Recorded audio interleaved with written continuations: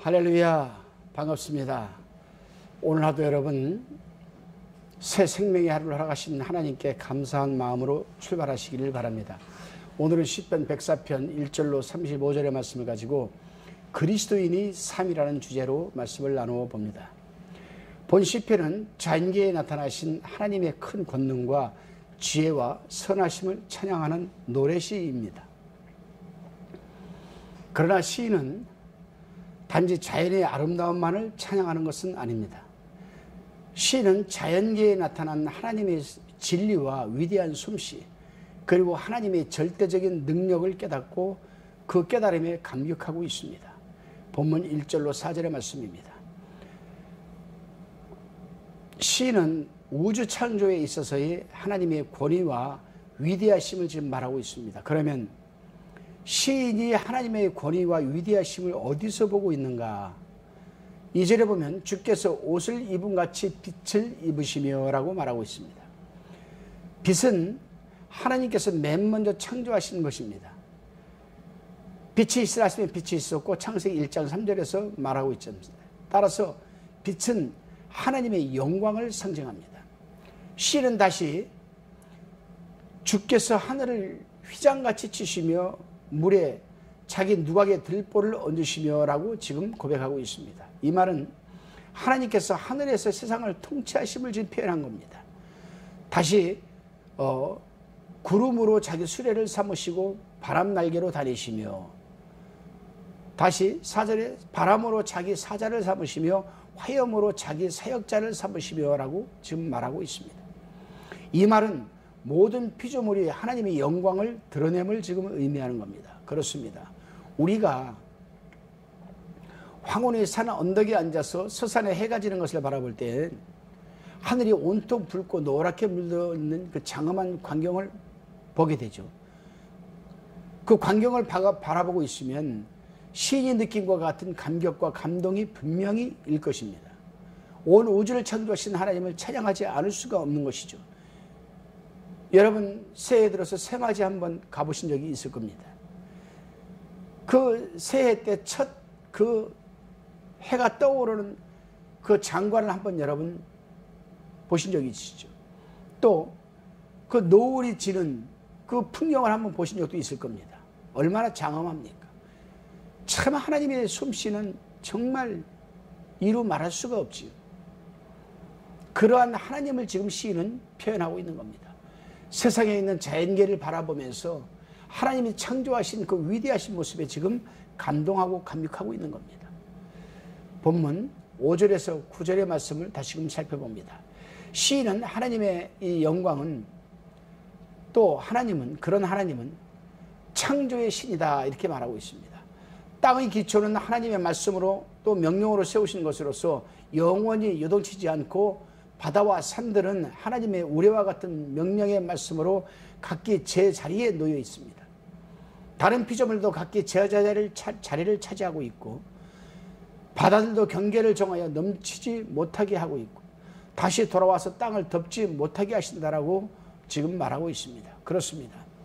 하나님께서 창조하시고 보시기에 좋았던 아름다운 땅과 바다를 지키고 보존하지는 못할 망정, 한 점이 먼지에 지나지 않는 우리 인간들이 자신들이 문화적 이기심과 사악함으로 인하여 땅과 바다는 점점 파괴되고 고갈되어 가면서 몸살을 앓고 있습니다.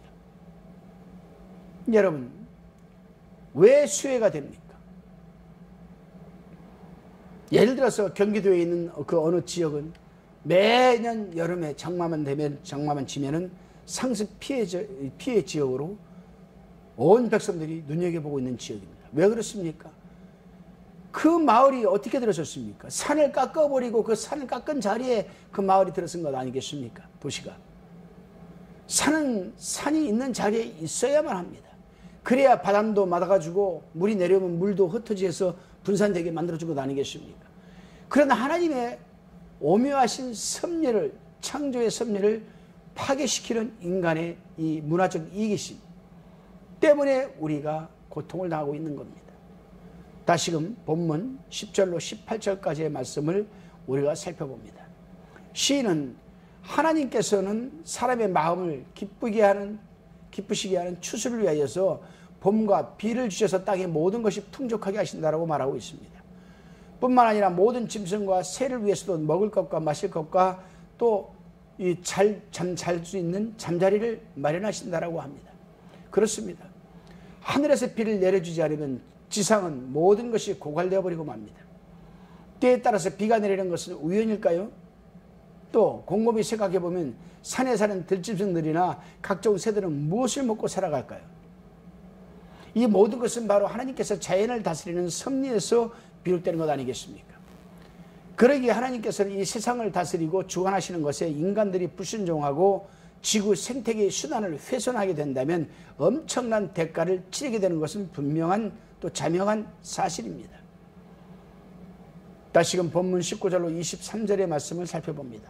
시인은 하나님께서는 달과 해로서 절기를 정하시고 낮과 밤을 주관하신다라고 말하고 있습니다. 또한 모든 생물계에 필요한 것은 하나님께서 직접 마련하심을 21절에서 지금 증거하고 있습니다. 하나님께서 창조하신 피조물들의 삶이 살아가는 방식은 사람과 짐승은 분명히 다릅니다. 짐승은 밤에 활동을 하지만 20절에서 22절에 증거하고 있습니다. 사람은 이와 달리 낮에 나와서 노동하고 저녁까지 수고하다가 밤이면 쉬게 됩니다. 그렇다면 하나님께서는 사람이나 짐승이나 일률적으로 살아가는 방식을 똑같게 하시지 무엇 때문에 낮과 밤으로 나누어서 활동을 하게 하셨을까? 그렇습니다. 우리는 가끔 자연의 균형이라는 말을 종종 사용합니다. 이 자연의 균형에 의하여 모든 식물과 동물, 물고기와 곤충 등 피조물들은 그 모든 생이 하나님의 지혜로운 경륜에 따라서 질서정연하게 배치되어 있는 것입니다. 때로는 사람이 이 배치를 변동시켜서 어떤 일정한 곳에서만 번식하는 곤충이나 식물 또한 짐승을 다른 곳으로 옮기려고 하는데 그로 인하여 뜻하지 않는 결과를 빚어낼 때가 종종 있습니다.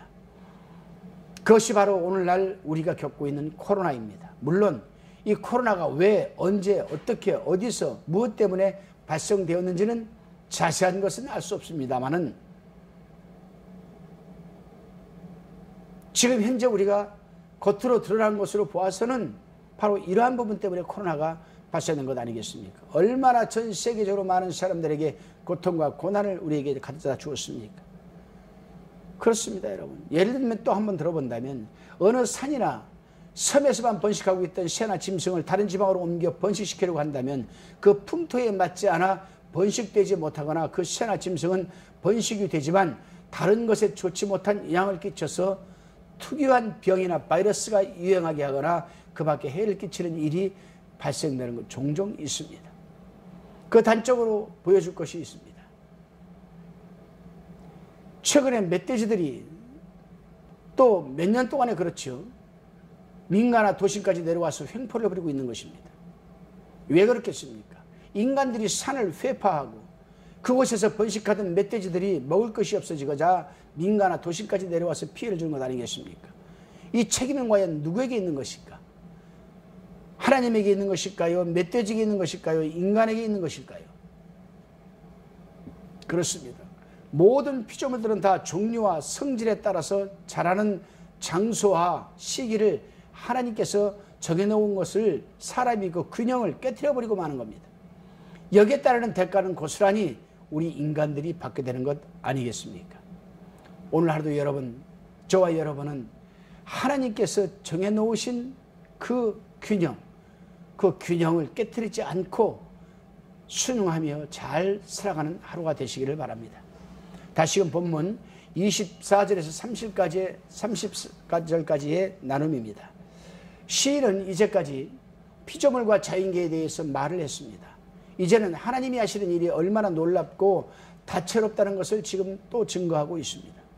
24절에서 주의 부요가 땅에 가득하다라고 합니다.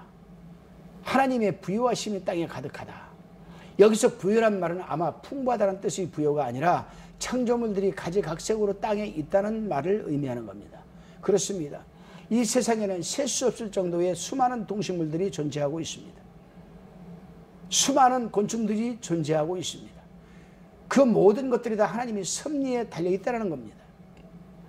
인간이든 동식물이든 곤충이든 모두가 다 하나님께서 필요한 것을 마련해 주시면 피조물들이 취하고 은혜를 베풀어 주시면 우리가 만족해 하다가 죽으면 다 흙으로 돌아가는 것이라고 성경은 분명히 29절에서 말하고 있습니다.